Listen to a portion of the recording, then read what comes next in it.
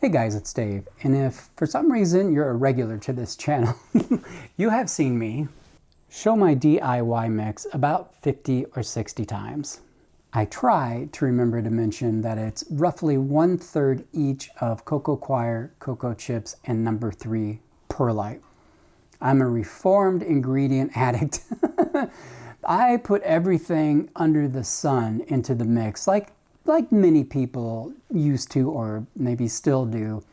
I had that moment of rationality. It's like, what is one product doing that another product isn't? For me, how I grow here, this is the perfect mix. These 3 ingredients, because Coco Coir adds the consistency and the longest lasting moisture to the pot. Cocoa Chips hold on to moisture but dry more quickly, but it adds a ton of body in there. Number 3 Perlite mixes in not so much with the chips, but with the perlite in there, making sure that it doesn't get compacted. Perfect mix, easy to amend. Every single plant I have here in the house is grown in this and has been for many years. Hundreds of plants have. One thing I have never talked about is worm castings, and that is the only product I would never use again. You want to get rid of a fungus gnat issue? Drop that rich organic out of your substrate. Once I did that, gone. Now that doesn't mean in the spring and sometimes in early fall I'll have some gnats, mosquito bits, and it's done. I had massive gnat issues with worm castings.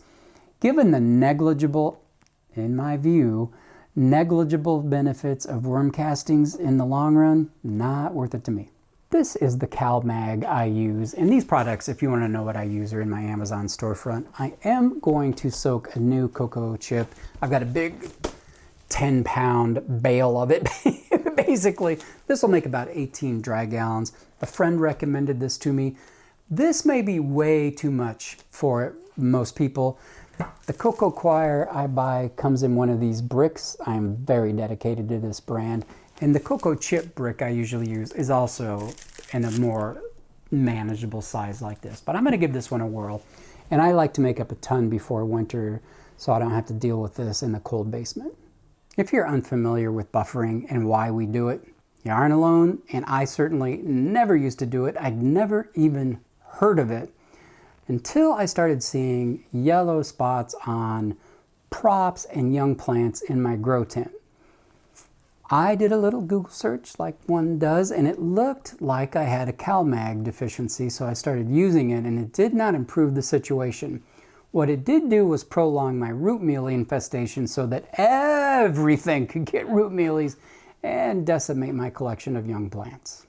These products are washed, sometimes they're triple washed, they're still full of salt. It will still hold on, it will absorb calcium and magnesium in the way that bark can absorb nitrogen and not give it back. Same thing, so it'll throw off the pH balance. It'll still be a really salty substrate. It's very important, clearly, to cannabis growers, because if you do a little research on this buffering, you are going to end up in cannabis land. When we soak these products in CalMag, it buffers it, and then we rinse it like crazy. And by the way, soak it, I mean 8 to 12 hours, and then we rinse it. You can't over rinse it. Once it is buffered, the product is buffered, it's buffered. You may be asking yourself, but I use a fertilizer with micronutrients, including calcium, magnesium. Wouldn't that take care of it? They say no. Again, I have plants that have grown this way unbuffered for years and look fantastic, so I'll take them at their word. Chemists know if it unbuffered is not going to respond to the small amounts of CalMag in a fertilizer, but at any rate, once it's done, and you don't have to worry about it anymore. I rinse and I rinse and I rinse after that process until the medium is running clear. So even though these have been rinsed, you will note in your sealed container that you've got kind of brown water. I don't want to spill that. I mean, even after you rinse it for a while, it'll still be coming off brown. I just want to keep going. I don't want to have that in a pot and then potentially spill that on something in the house. It takes a little more water, but you can get it pretty clear. I'll just very quickly note that they don't have little boutique shops set up over in Indonesia that are sorting out the good cocoa chips versus the bad.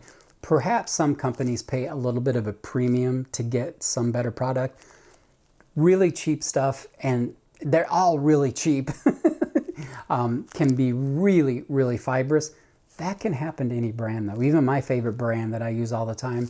I recently got one brick that was pretty just fibrous. I'm going to save that for an orchid project, but it happens. I just write it off. It's less than $3 a brick. This 10-pound brick was $28, I think.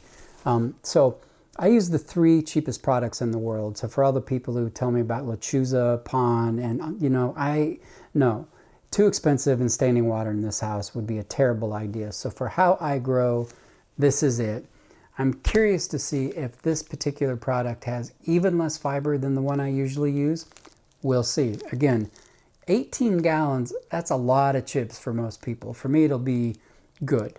It'll last quite a while, but I can understand why most people would want to buy the smaller bricks. I'm not a huge fan of the doing chores with music in the background, so I went ahead and put many gallons of water into the chips with the CalMag. This is the new stuff. It may not show up on camera. It doesn't. This just looks stringy. The chunk to fiber ratio is really, really good. I would say in this huge block, the chunks are on average larger than the stuff I usually use. Is there an advantage there? You know, maybe for larger pots, maybe especially for people who want to grow more into cocoa chip. I don't know. I would say 6 one way, half a dozen the other. I will probably add this to the Amazon store because I think there are going to be people who want just a big block of this, including me. But do I prefer this over my other one? No, I don't. But anyway, that is our video on my substrate. Might not work for you. You might hate it. I don't know, but it has been good to me. And just real quick, I misspoke earlier. I said every plant in this house is grown in this substrate, and that is not true. No orchids are. Not that you couldn't grow orchids in chips because people do it, but I don't. So every plant in this house minus roughly 80 or so. Anyway, I'll see you guys in the next one, okay? Bye-bye.